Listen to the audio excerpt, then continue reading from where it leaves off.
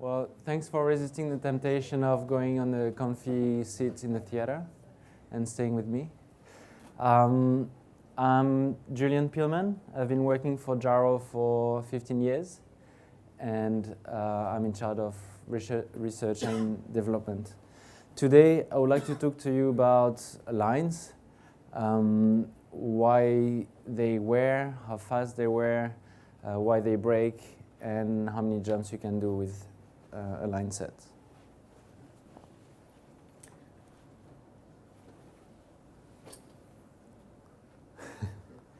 Well, that's a video of line breaking. So imagine it's a swoop, it's going, and then at the last second the A-line break, and it ends well, you have to believe me, because there's a swoop bond. And it's actually not one of our canopies, but we have seen general trend of more incident of lines breaking close to the ground with some consequences last year in 2024. And so even though these incidents were not on our canopies, we decided to investigate it more, because most manufacturers use more or less the same lines on similar canopies. So we thought that maybe we were just lucky and we better improve what we are doing before it happened, before more of these things happen. So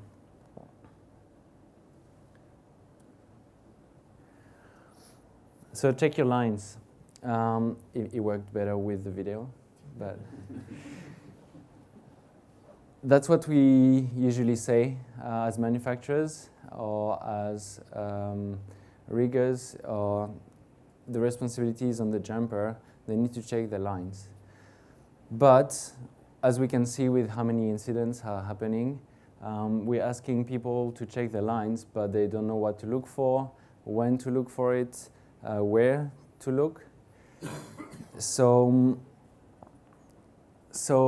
I think we can change a bit our policy and to use the title of the PD blog, Know Your Lines, and try to change this policy from pushing responsibility back to the jumpers to actually trying to educate them better.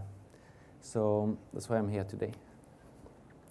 So we started this with a survey that we sent to all our athletes, and a bit broader to people using Vectron 400 lines and Vectron 300 lines. And we actually got about 250 answers, which is starting to be enough to do some interesting statistics. We asked them what type of slider they jump, where they jump, if it's a sandy place, and so on, to try to understand line wear better and to try to gather this data and to get back to you. We also asked people if they knew anyone who had a line breaking, or if it happened to them, and we actually listed a lot of incidents that we didn't know about. Like, it happened a lot. Most of it happens on opening with no consequence, usually just a cutaway, but also some incident when it happened close to the ground. So let's start. What do you think is causing line wear? Slider? Yeah. Yeah. Sorry, so we have the slider, dust, sand, UV, possibly. It's not in my presentation, but maybe.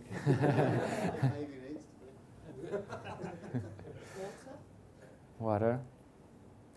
Okay, yeah, that's pretty much it.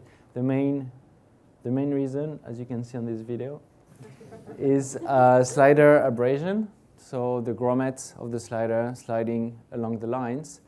So this video was showing actually a machine we have We have built ourselves in the factory that run a ring of an RDS on the line. The line has some tension with the weight, and we can run it for 1,000, 10,000 cycles. We can put a bit of dust on it. We can then take this line and break it in a tensile strength machine.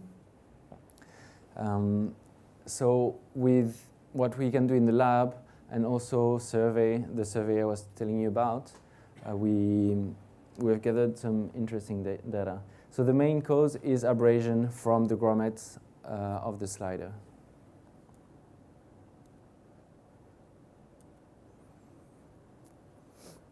And well, of course, if the grommets are damaged, it can go really fast. In just few jumps, you can lose your lines. So I'm not going to go in more details about this, but from the data we have gathered, it shows that people using RDS usually change their lines about 15% earlier than people using normal slider. People jumping in sandy, dusty, salty, humid condition in the survey was altogether as bad or poor condition on the landing area or packing area. They changed the line about 20% earlier than people jumping in normal or good conditions.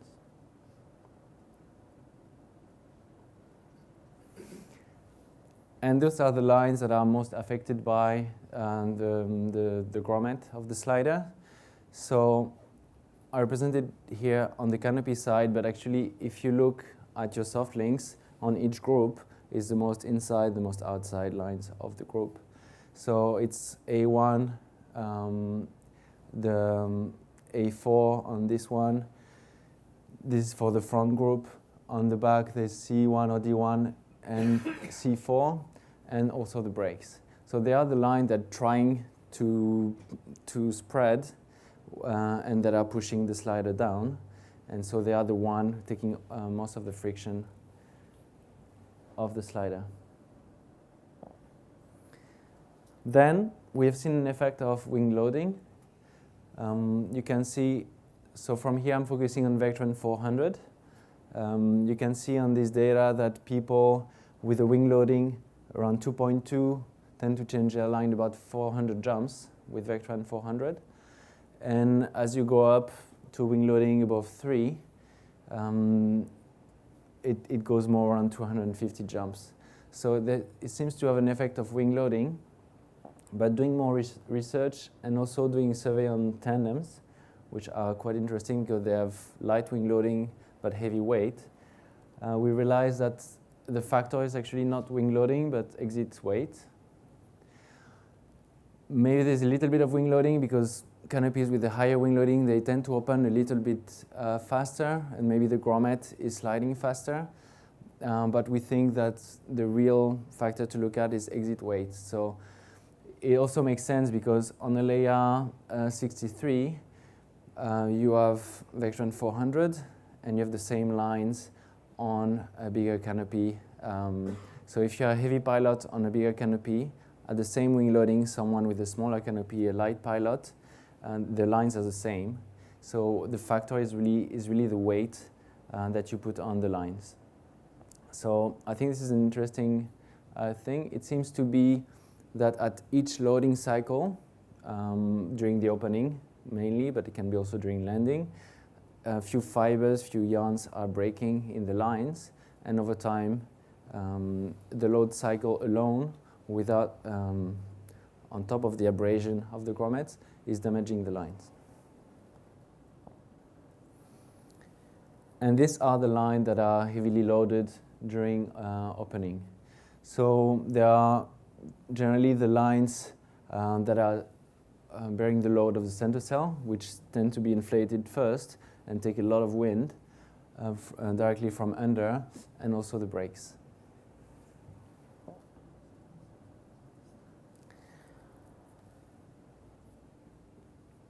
And so one way to look at it is that the line, so here we're talking about Vectron 400. So 400 stands for 400 pounds. This is a tensile strength of one line, Vectron 400.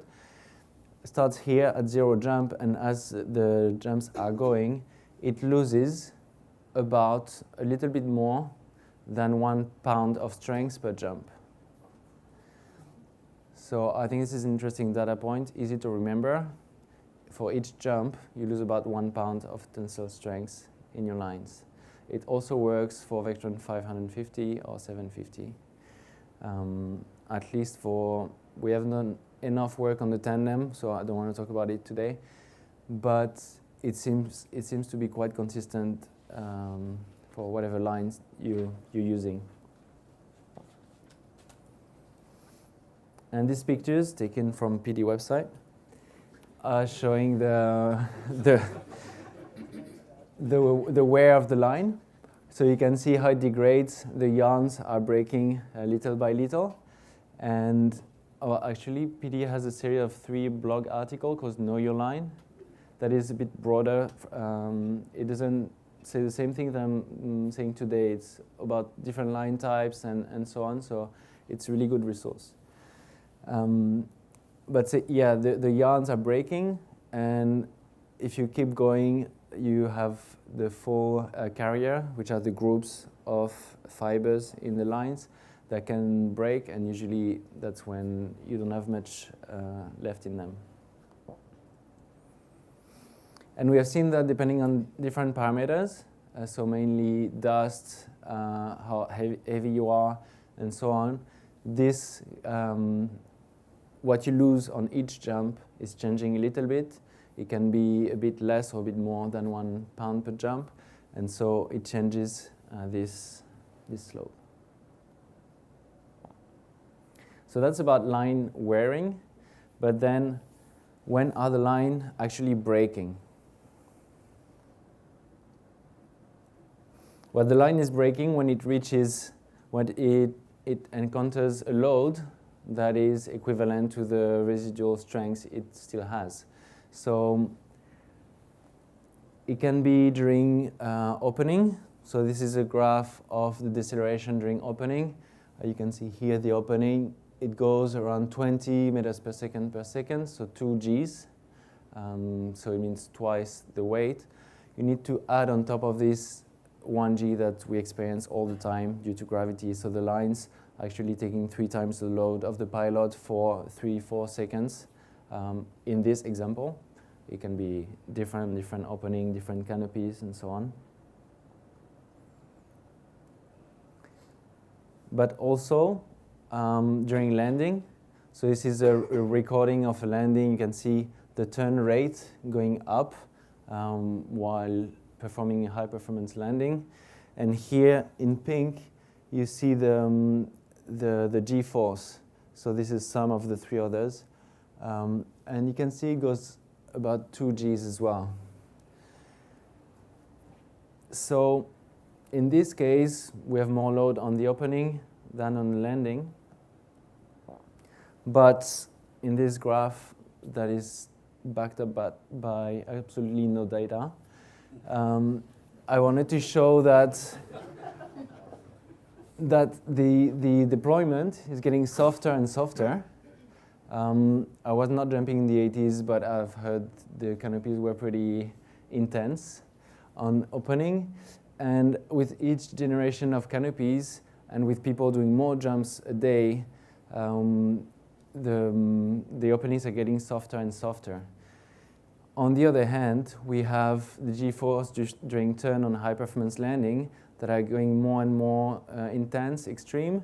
People are piloting with higher wing loading, faster, smaller canopies, higher turn rate. And so this G-force is actually increasing. And I think that's why we're starting to see more problem with lines, that people who used to push their line sets too much, they just had the line breaking on opening, cut away, and nothing happened. And now we tend to have soft opening, the lines are fine or slightly damaged, but people don't see it. And then on landing, they can snap. So I think this requires a change of culture about how we think about lines.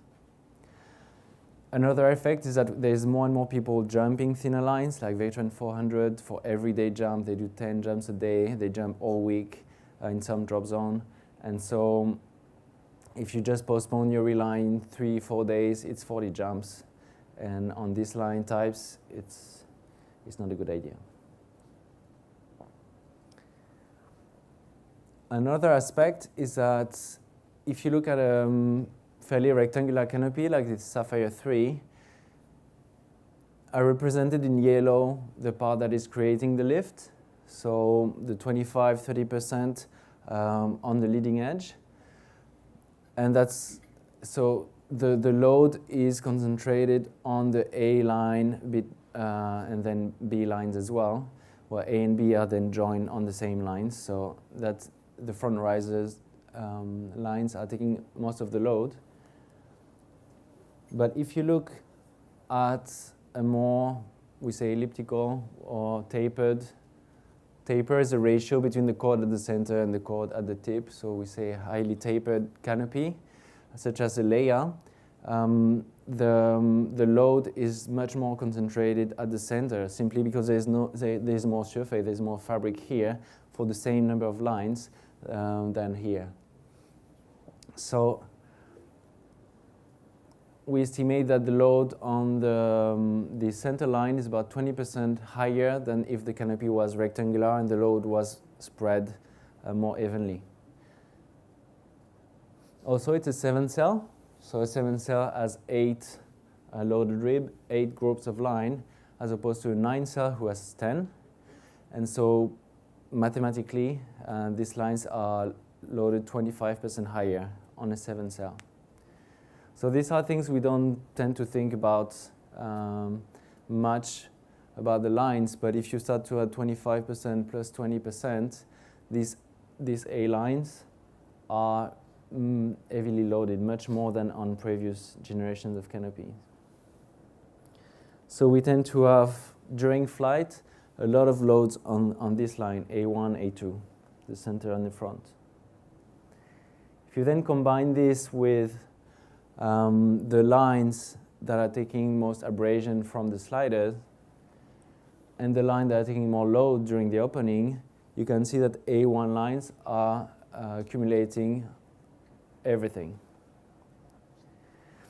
And that's what happened in the great video at the beginning. And so the A1 broke. When they break, I'm not talking in general when they break on openings, but when they break in flight, usually they break on A1 because of what I explained, and they also tend to break at the bottom, just above the finger trap. So that's where the slider is flapping, so more abrasion, and also the difference in diameter between where the line is finger trapped and when it's not, this little bump, I'm not sure why exactly, but it creates a weakness point, and we see it clearly when we use a tensile machine. It always breaks in the same place, even without any abrasion from the slider. So the combination, this point, is really has everything. So I would suggest that, of course, you need to check all your lines. They can be wear in different places. A great article from Fluidwings, also on JYRO Help Center, about how to do a full check on a line set. But I would recommend, while packing, to look at the A1 lines, the first 20 centimeter. It takes 0 seconds as you run through your lines. And you can miss things, so you still need to check the whole thing, but at least you're checking the one that can actually kill you in flight. So I think it's worth spending this 1 second looking at the A1 line while packing. So we can see that what is making the line to break also has different parameters and can also vary here. And these are 2 different types of variation. The variation of how fast the lines are wearing, which is abrasion and exit weight, and when they're going to break, which is linked to exit weight as well, and also what you do with your canopy. Are you doing hop and pop so really soft openings and really high-speed turns, or you're doing terminal opening and then you do a 90 or straight-in approach, it changes the height of this line. And so you can end up with lines breaking here, the intersection of this fast wear, heavy pilot, so 150 jumps, or here, if you are lighter, you jump in good condition on grass, and there can be more than 300 jumps. So when we tell people there's high variability in when the line can break, that's what it means. So it can go from here to there, but it's important to understand which parameters, because you can look at yourself, you know how heavy you are, you know if your drop zone is dusty, and so on. So you can anticipate if you're going to be more here or more there.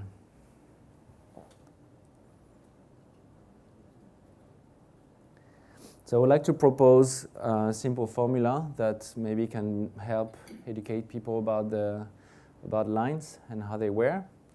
That to take the Vectron type, so Vectron 400, 550, 750, or at least that's what we sell. I don't know if, I think most manufacturers have about the same things, minus your weight in pounds.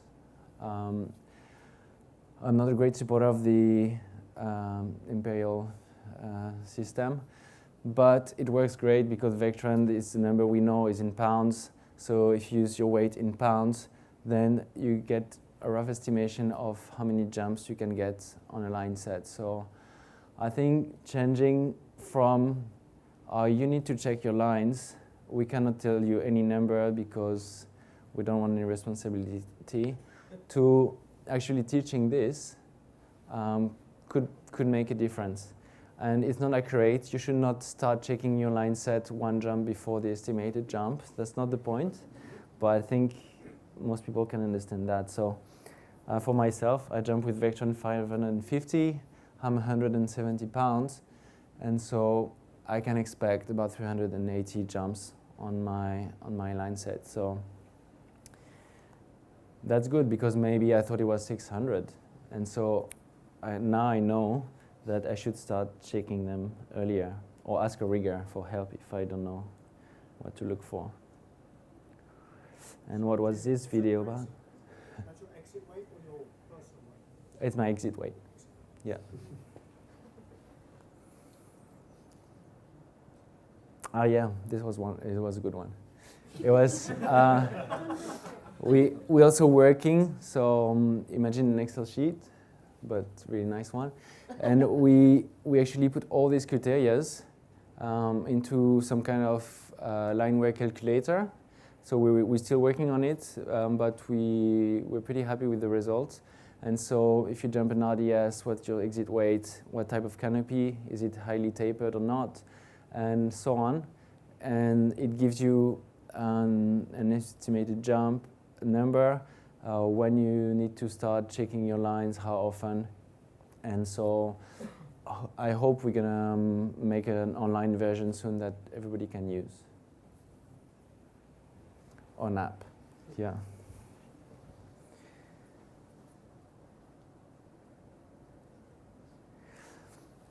So just to recap a little bit, I think we need more education. I think manufacturers and PD and us, we cannot just say that. We have to stop. Like I've heard many incidents where actually manufacturers or people who know a lot about skydiving, they say, yeah, but when I see the jump numbers, they should have changed the lines.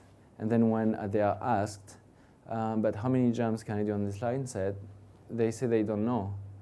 But you know, because when you say an incident happened at 320 jumps, you say, yeah, but they should not have jumped it this far. So people know, but nobody is actually telling anyone. So I think there's an issue here. We need more education. So online parameters, which are abrasion, so dust, sand, everything that you said before, but also exit weight tends to accelerate. I think between the two, it's probably 80% abrasion, but 20% exit weight. Yeah, I'm proposing this formula that I think could spread easily and could get people thinking about their weight being a factor. It's really important because if you think about it, so I was showing the graph, if you take Vectron 300 and you are someone really heavy like Cedric Vegarios, is 119 kilos, I think, on Vectron 300. It means that his lines are breaking when they lose about 25–30% of their capability, of their strength. At this point, there's absolutely no visible wear. So we ask people to check their lines when, in some extreme case, they can break without any visible wear. So I think to educate people that the exit weight is a factor, and that you cannot push your line the same if you are 50 kilo or 120 is something that we should talk more about.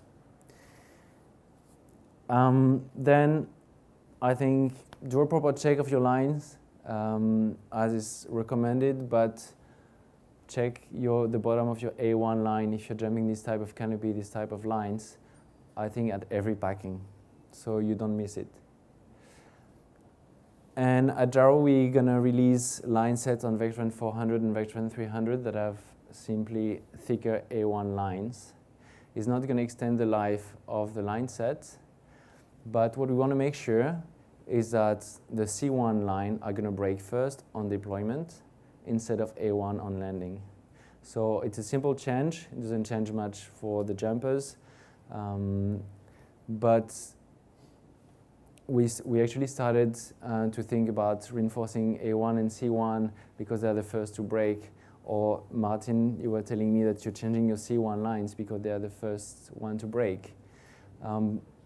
After thinking more about it, we actually changed the idea and reinforce only A1 line. And so they're still going to break if you push them too far, and I don't recommend it. But at least we hope that we're going to increase the chances of breaking on deployment rather than on landing. Thank you. That's all for me.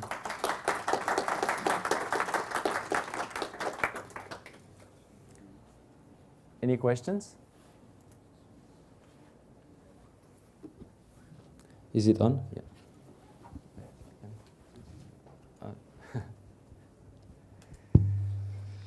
Thank you very much for making that study for the community as well. I appreciate it. I mean, I think we all appreciate it. I have a question about the example that you mentioned with Cedric for heavy guys, basically if they are not professional or swoopers, just fun jumpers, they may jump their canopy and the line may break without visible wear. For this case, which seems a bit dangerous compared to the other cases, do you think in the future we will see recommendations for the manufacturer according to the weight of the pilot, maybe thicker lines for these pilots? Yeah, I think we might. So far, the CP scene is showing a lot of responsibilities. People are doing a good job at maintaining their gear, and so there's not much issues. But we don't have to wait for issues to act. So yeah, there are conversations about putting a weight limit on Vectron 300, at least for us, and also giving them this line set that are not going to break on the A lines. But yeah, we're going to try to put better recommendation and better education out there in I hope, the coming month.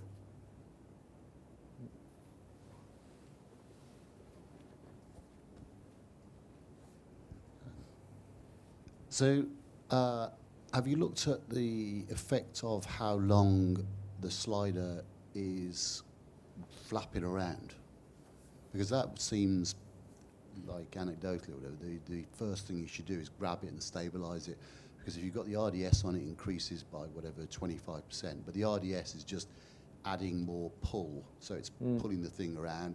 It would also mean that the heavier jumper, because they open, they start flying faster. So the stuff's pulling faster, so you're getting more vibration. And I personally think the vibration of the rings on that bit just above the cascade, the length of time there is the important thing. So the first thing is grab those, pull them straight down off that point where the lines go. Yeah, I think you're right. I don't have. We've done some slow motion films of sliders flapping, RDS flapping, but I don't have much data about how long and how much it affects. So I cannot answer the question really accurately. But I think you're right. I think the RDS, well, the rings are a bit heavier, and it's flapping with a bit of tension, especially if you have a full RDS. So it's pulling on the slider back, and again. Canopy's going quicker as well, so you've got more pull. Yeah, but apart from statistics we did from the survey about RDS versus none, I don't have numbers to really back this up. But there's definitely an effect. I don't have more to give you about the explanation, but I think you're right. Yeah. Sorry for queue jumping here, but that was the bit that surprised me, that RDS was actually doing more damage than a standard sail slider, because I'm not a swooper, but I understand the pilot chute adding drag, but there'll be less flapping around of the slider. So I was surprised that the RDS was actually doing more damage than a sail slider. I'm old school. I pull my slider down behind my head, so it's like. Well, I think. Way more than RDS than the standard slider. Yeah. When it sits there, especially with a full RDS, you like it's got. Yeah, and you see that you really like it. It's you've got to be fucking on it, and it's like you can. So although it's a shorter time, it's doing more damage in there. Is it because the rings are wider? The rings are about the same size, but they're a bit heavier. Yeah, well, there's a pilot chute attached to it that pulls. I see your point. I think most people, or at least the people who are using Vectron 400 and we focus our study on, are not letting the slider up above the risers, so they put it down. So they're not on the line for full jump. It's true that another category of jumper, more beginner, who leaves the slider up, or maybe in tandems as well. It happens a lot, even not collapsed, and they flap a lot. I don't have more data specific on this, but it might be a thing as well. Yeah.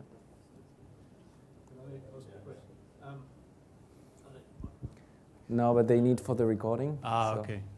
So my question is about whether you, Al, and PD have seen a difference in the demand for line sets over the last few years, because one of the, well, not issues, but one of the concerns I have is the length of time, the delivery time for line sets, and whether or not you guys are promoting the availability of line sets.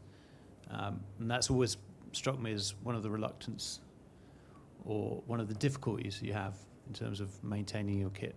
Yeah, I think it's a good point, especially at some point last year we had 11 weeks on support line sets, which is a big issue because it pushes people to go too far with their lines.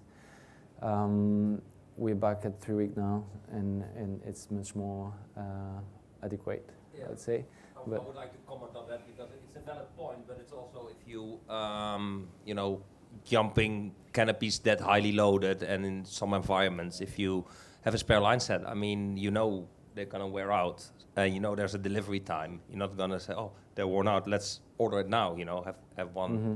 I think that's a jumper, a user. Yeah, you can. Yeah. Well, you can order one, right? But yeah, I mean, jumping these highly loaded canopies comes with a lot of jump user responsibility. So, yeah, you have your. You have a single line, right? You can take it from.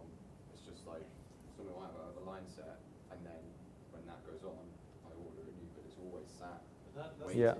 That's the point. We're talking about people that probably are educated to a certain level, right? And yeah. But that's not the majority of jumpers. So my point is that education needs to go further, and the availability needs to be further for the average sport jumper rather than the person that's probably buying a spare line set off the bat and moving things forward every 150 jumps, you know. Yeah, but people with a lot of jump numbers and experience, but not necessarily.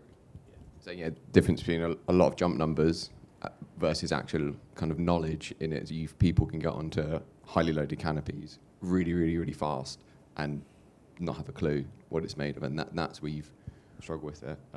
My question quickly was just, did you find anything different with, or look into HMA or other line types in terms of how they wear, if it's similar, or we're is it not just to do we're with not using retro? HMA anymore. We found that HMA, we had few incidents where HMA just broke 20 jump line set on the thinner diameters, and we decided, even though in most cases it's great line, we decided we could not find a reason for this incident, so we could not fix it, and so we decided not to sell HMA anymore. So in consequence, we don't sell, and so we don't have any data on HMA. But yeah, I don't know if you want to add anything on HMA. That's a line type you know better.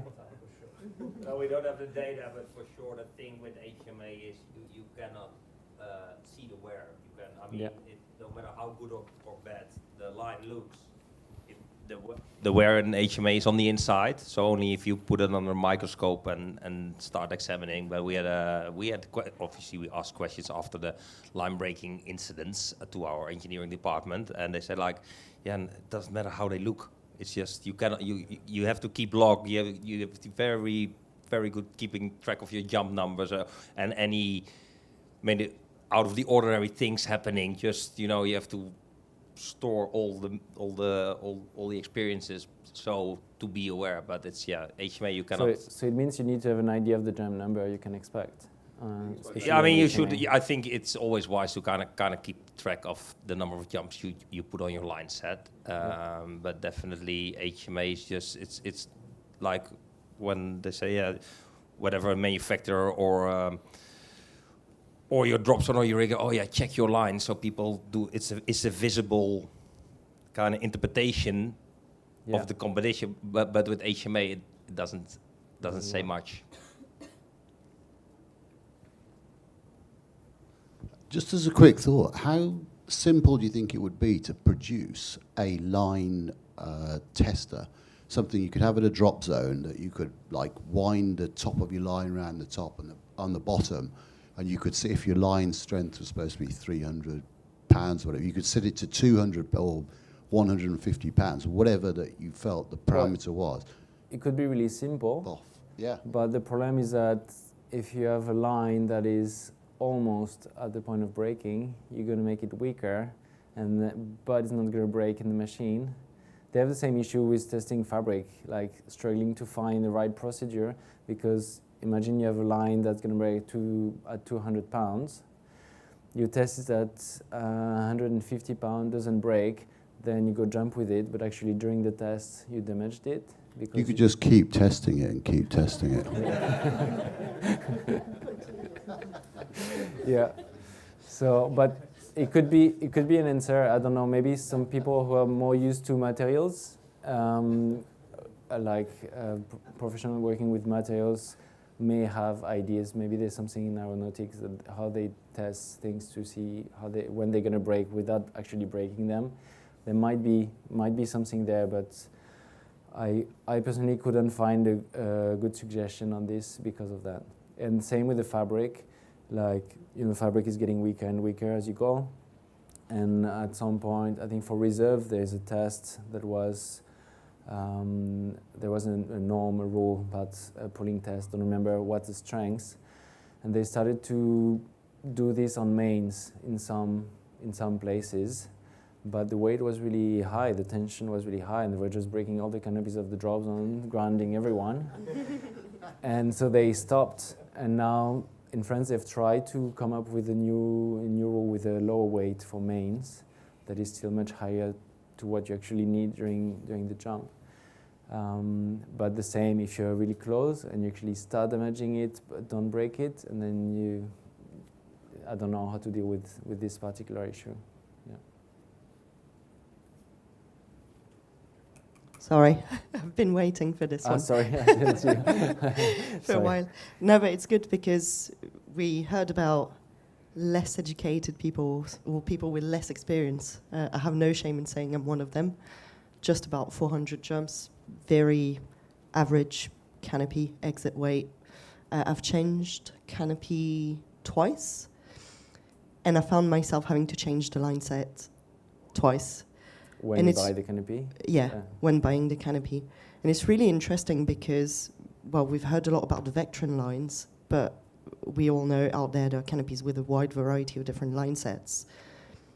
Do we have any sort of a, guide, again, that could be applied to other line sets? Because genuinely going from a rigger to another or a very experienced canopy pilot to another, I've had really wide differences in terms of, you can put another 100 jumps on that. No, let's change that within the next 20 jumps.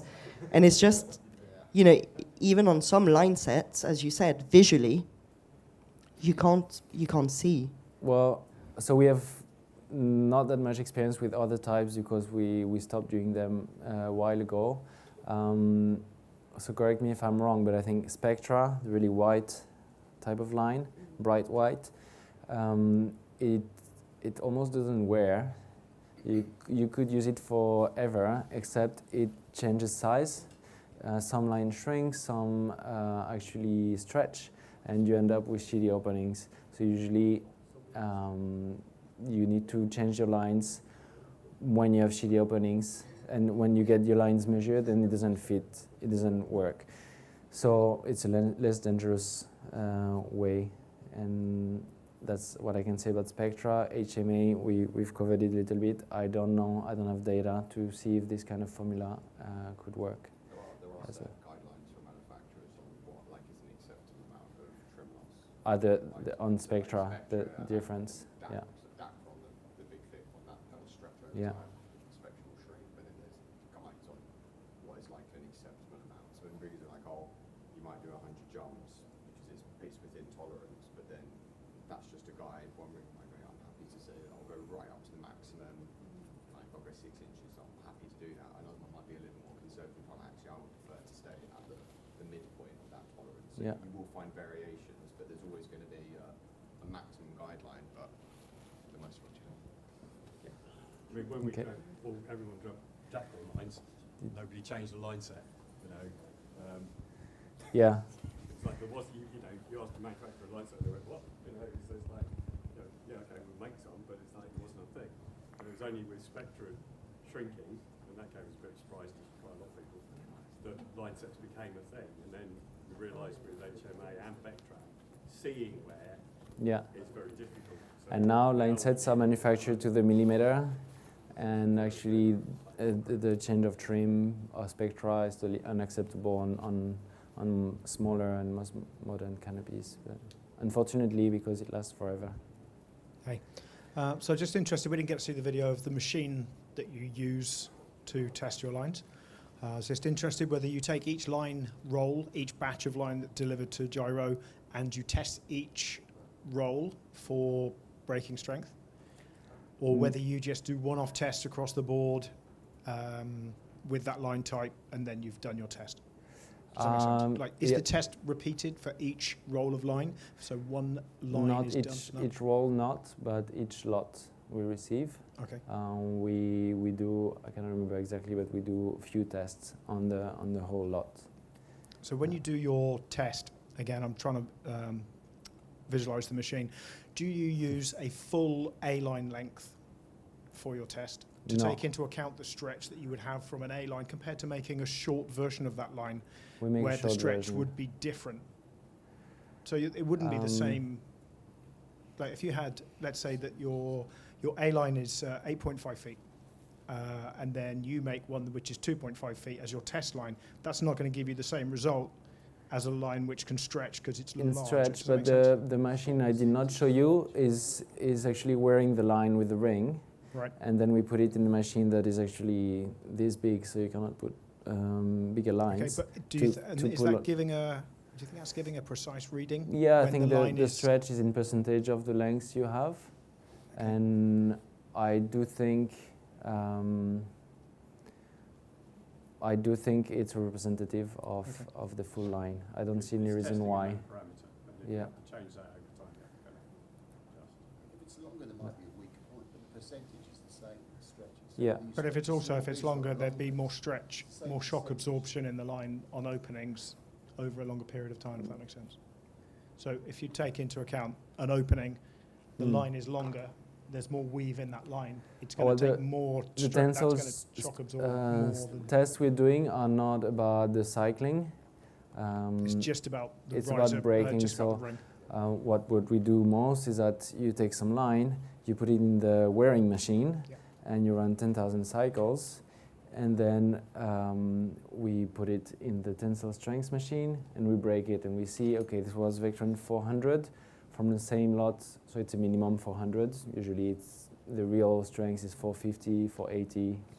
They have to be above 400. And so we record on new one, and then we know after 10,000 cycles, this one is breaking at 200.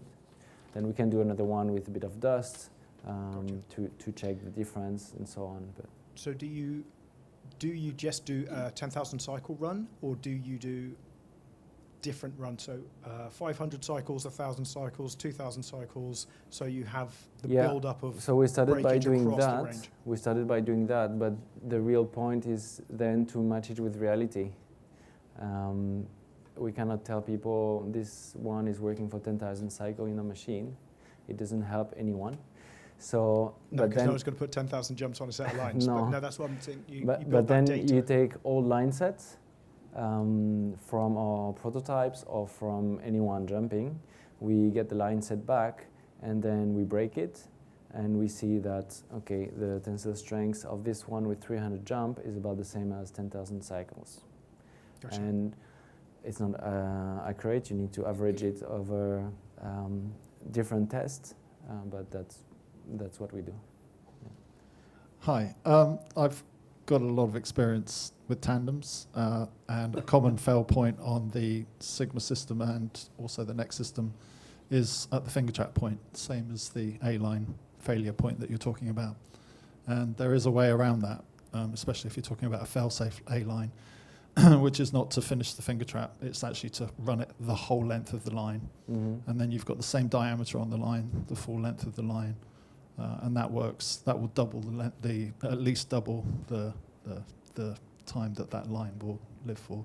I've done it on all my kill lines, and they went from maybe 200 jumps to 500-600 jumps because of that fail point has been taken away. We have actually tried a few things. We've tried at the manufacturing facility for the lines to put a core in the line of. Well, you could put a Vectron 200 inside the Vectron 400, for example. We tried a few things like this, and then our conclusion there was, yeah, it's working, but just putting Vectron 500 is much simpler. It fits in a factory, and we know how to do it, and we tried also, we didn't go the whole length, but to try to cover this place where the slider is flapping, so at least you decorrelate the weak point and the area where it's flapping. Yeah, the conclusion was a bit this, that it works, but then it's creating more complication for us than just putting a thicker line. But you indicated you didn't know why it was failing at that point, and it's to do with the diameter shrinking down. That's and that's increasing the load at that point. That's why it will fail. Yeah, because the diameter's decreasing. But it's worth eyeing. No, it's so far we did not pick this solution. We've thought about it. We've tried it on 2 lines. Actually, finger trapping the whole length is a pain. Well, I don't know how you do it. Maybe some other way of removing the finger trap and then gluing we can it have together. another conversation, Sure, and you tell me how you do it, because for us it was too much work for a result that was similar to just putting a thicker line. So. Anyway. And that's it. Thank you very much.